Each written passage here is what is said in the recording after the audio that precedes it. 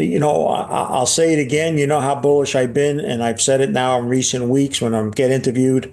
Gold's going to have a three handle with it without ever having a below two handle in it. And with us at 2,600, 3,000, it's not that far away. It's not that impossible. So I still retain a very, very bullish stance overall towards it. This is Kaiser Johnson, and these are the Miles Franklin Weekly Specials for September 9th through September 16th, 2024, while supplies last. First, we have a very limited supply of backdated silver Australian Kookaburra 10-ounce coins at just $3.10 over spot per ounce.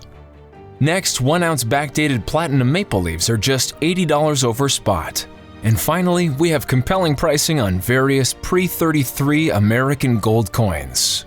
To order our specials or any of the many other options we have available, call us at 1-888-81-LIBERTY. That's 1-888-815-4237. We're available after hours and on weekends, and we look forward to speaking with you. Hey everyone, this is Elijah K. Johnson with Liberty and Finance. And back with us today is our good friend Peter Grandich from Peter Grandich and Company. Peter, thank you so much for joining us today. Always a pleasure and an honor to be with you, sir. Well, same to you here. We would like to discuss, obviously, the gold market as we're seeing it hit new all-time highs right around 2580. It seems like we've seen both gold and silver shoot up the last couple days.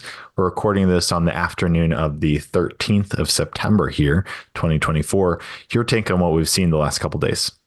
Well, it's really a continuation, a little bit different. I'll mention in a moment about silver, but gold is really just continuing a mega bull market that still to this day, most Americans have not participated in it in any way, shape, or form. It is just huge accumulation continues on the world stage by central banks, by very large investors. As we get to this BRIC meeting, as you know, I've felt that a good reason for the gold's performance over these last few years has been the expectation, and we're probably going to learn a lot more than we learned last year on how far along they are on how they're going to commence their trading and what kind of monetary system or systems they're going to use. We've gotten some indications already where they've spoken about a unit that's going to include about 40% in gold, which is very, very unique. And I always ask this to my don't worry, be happy crowd friends that still work on Wall Street, who, as you know, I believe you can toss them off the Empire State Building and all the way down, they'd all say the same thing. Hey, so far, so good. I ask them, what's causing gold's rise? It's not a speculation. It's not some type of stock and all. What has led to this, and why is it that central banks are such aggressive buyers? And the discussion that doesn't take place a lot, Elijah, I know in your world it does, but in the regular world it doesn't at all. Why did so many countries repatriate so much gold from the United States back to their central banks? Obviously, I think I know what the answer is, because they're preparing for the changes that are coming on the world stage in returns to monetary, but they've also have come to conclude that gold is even a better holding than U.S. securities, that is now actually outperformed the performance of bonds over the last 50 years. And one last thing, Elijah, I know it's a run-on sentence for me here, but people can't forget this. It was a key because gold kind of turned around the same time when the Bank of International Settlements, which is really the central bank's clearing bank, it's the central bank's banker, as some like to call it, when they raised gold to a tier one investment along with stocks, that was an indication back then that the central banks were going to be more involved with the gold, and it continues. So, I'll say it again. You know how bullish I've been, and I've said it now in recent weeks when I get interviewed. Gold's going to have a three handle with it without ever having a below two handle in it. And with us at 2,600, 3,000. It's not that far away. It's not that impossible. So I still retain a very, very bullish stance overall towards it. It is crazy. It's just about 20% from here or so, the 3,000 mark. I did want to ask you a bit about the central bank buying that we're seeing. It seems like Russia has now announced a more buying of gold. We saw that in the Jerusalem Post. It seems like selling oil and then using the proceeds to buy gold. Your perspective on that, and do you think as we lead to the next BRICS summit, is that kind of a signal that Russia might be? I know I was talking with Mario Ineco, and he said that might be a signal kind of to the other BRICS countries to do the same. Yeah, I think it is. I think it's all part of a master plan. One thing I like to mention before I forget, Elijah, people have been asking me now, well, gold's moved too far, and maybe I'll wait till it pulls back. It is a kind of high number. Why should I risk that? And I remind them that when I started in the business, there was a guy out of Gainesville, Georgia, named Robert Prechter, who predicted 3,700 on the Dow when the Dow was around 1,200. And everybody said, what are you, crazy? The Dow's never been over this level. It's always traded between 700 and 1,100 or whatever the exact number was. And that's just seemed insane. And now when you think about it, 3,700, where it is compared to now. So I bring that up to people to recognize that when there's dramatic changes, that you can get prices much, much higher than you could imagine. And so I wouldn't let the fact that it's just at an all-time high be a reason to stop. I think the far more important question is, why is it doing what it's doing? And who's doing it? And it's clearly an effort. And the other thing that understand is this. Let's not forget other geopolitical factors. Let's not just focus on the BRICS. Listen, we have Russia telling basically NATO that if you guys end up using these missiles to give to Ukraine to hit us in, to Moscow and all, we're not against using nuclear weapons. That's a pretty scary thing. We have in the Middle East now, Israel's fighting on 2 or maybe 3 different fronts. There's all sorts of attacks in the sea where ships are being attacked. And we still have China and Taiwan and a few other places. So I think geopolitics is another reason that people outside of North America who have been more concerned about safety and all, and naturally having a kinship to gold is another bullish factor for the gold market. And the election obviously is coming up as well. And it seems like betting markets are slightly favoring Harris to win the presidency. And I think we talked about this last time, that it kind of just that's a scary thought, right? As we've seen, the wars that have happened during Biden's presidency, and have Harris controlling all that, seems even more scary. So your perspective on that, and how would a Harris presidency impact the gold price? Well, first, let me get a shake and get that out of me. And then let me just say this to you. If you and I had a conversation 20 years ago, maybe 15, but at least 15 to 20 or more, and we were just talking, and I said, hey, did you hear about this country? The guy who never had been political ran, shocked everybody, won. The 4 years he was in, they tried to impeach him twice. They blamed everything, collusion, all this other stuff on him. He lost a close election. Some people say it wasn't fair, et cetera. Just before that, there was a kind of a riot thing, and people made it like he was trying to overthrow the government.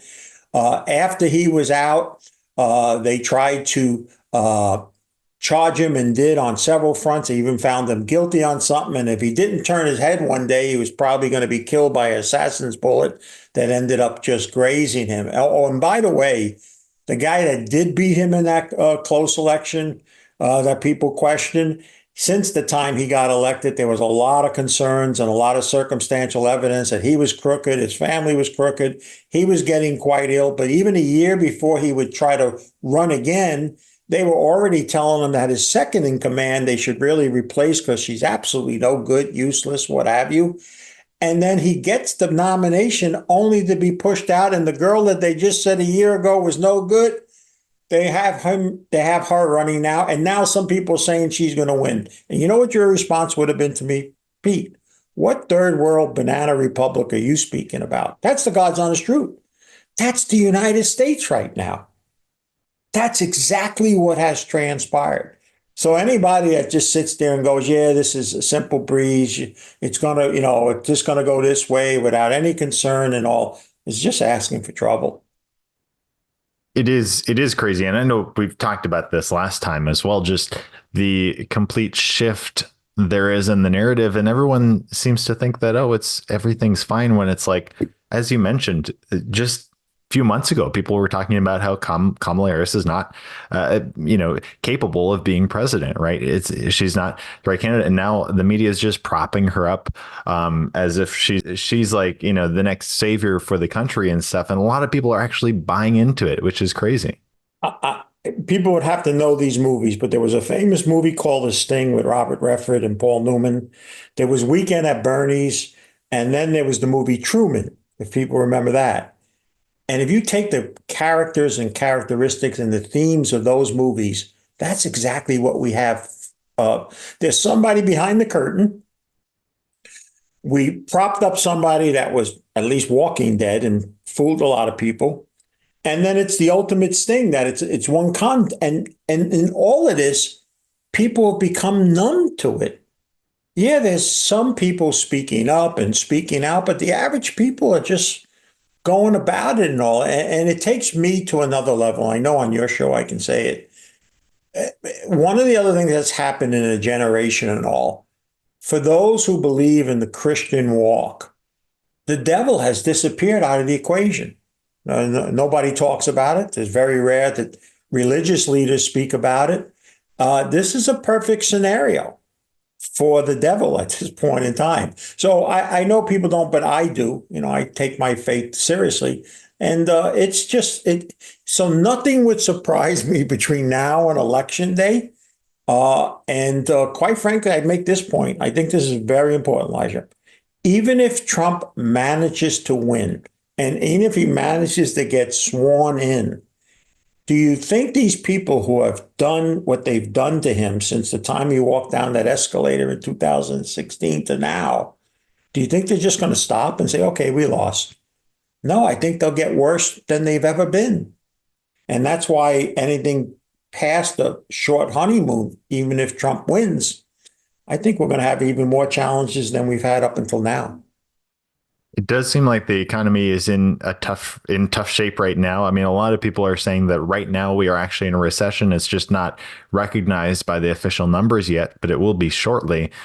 Your perspective on that, because it seems like regardless of the next administration or not, I mean, there are issues in the economy with the U.S. debt also that really can't just be switched by flipping a switch, right, or getting Trump in or something like that. So your perspective on the economy moving forward from here. So how do you like this scenario, Elijah? So we had Bidenomics when it was happening, and part of the push behind Bidenomics was an argument that look how strong employment is. Look how it's doing. Forget about it. It's just a lot of it was recovery from COVID.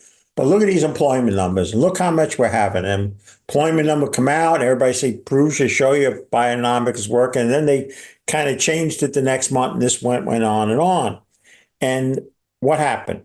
We got a number out that showed that almost 1 million, and it will be above 1 million when they finally adjust it for the final time. There were 1 million more jobs reported than really was the case.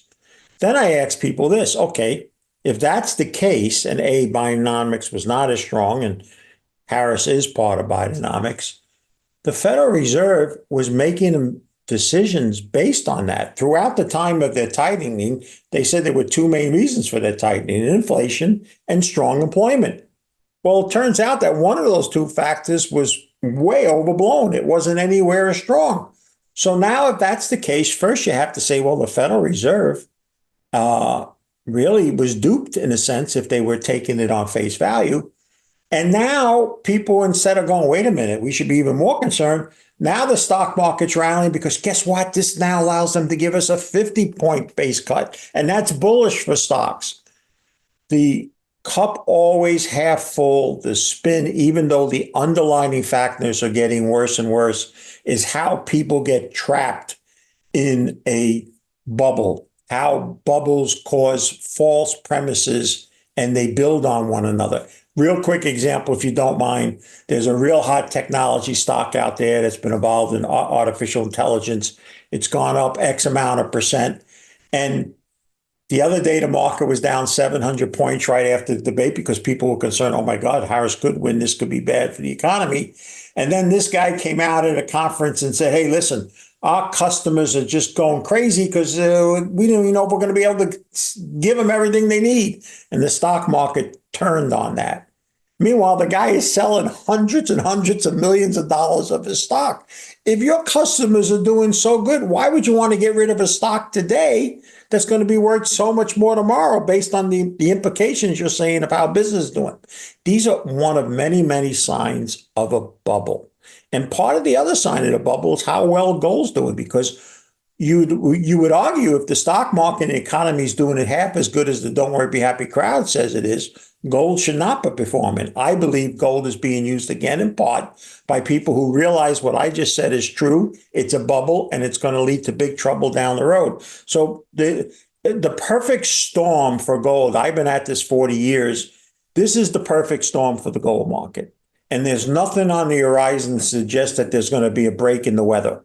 Now, when it comes to the faith as well, I know you and I are both Catholic, and I think it's really important to, have our viewers consider, how does their own faith play into all of this, right? The financial side, the political side of things.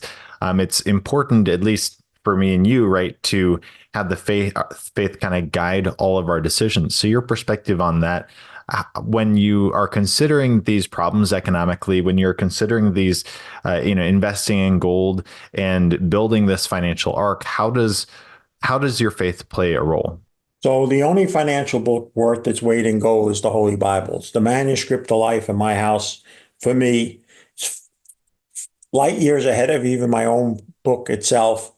And in it, there's a lot of great teachings. And one of the teachings is you can be in the world, but not of the world.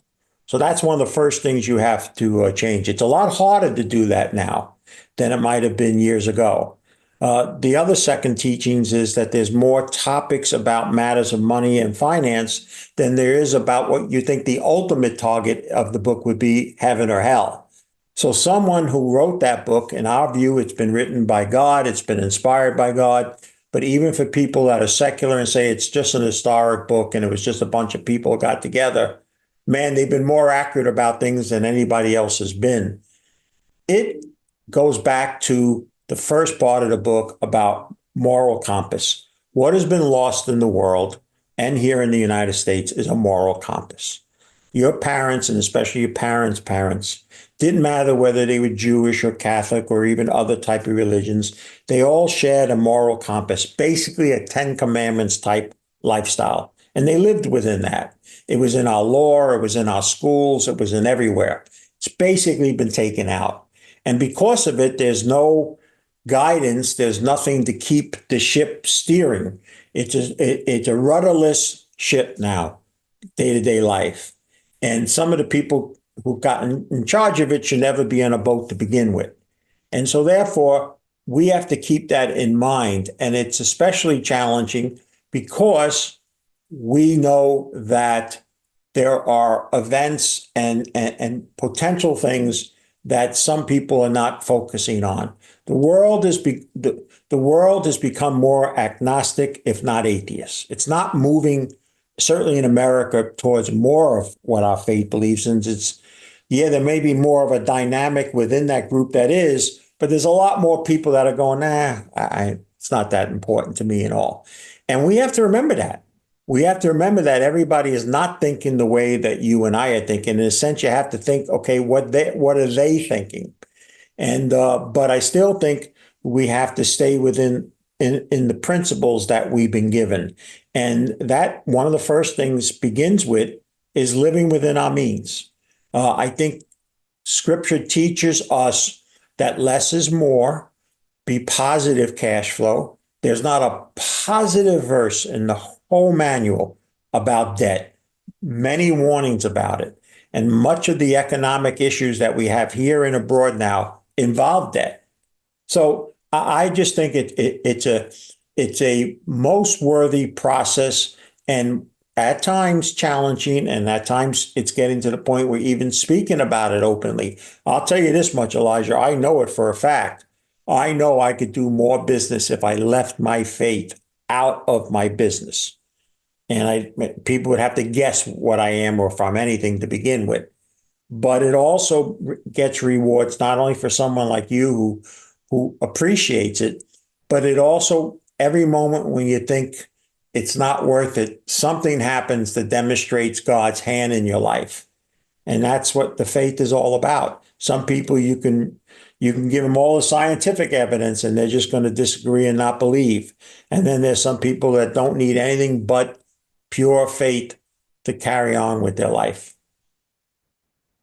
Well, we really appreciate that, Peter, and really sharing your faith as well when we have you on, because it's so important to really have our decisions guided by our faith, not necessarily just, getting caught up in what's happening politically or economically. It's important to really have that moral compass, as you mentioned.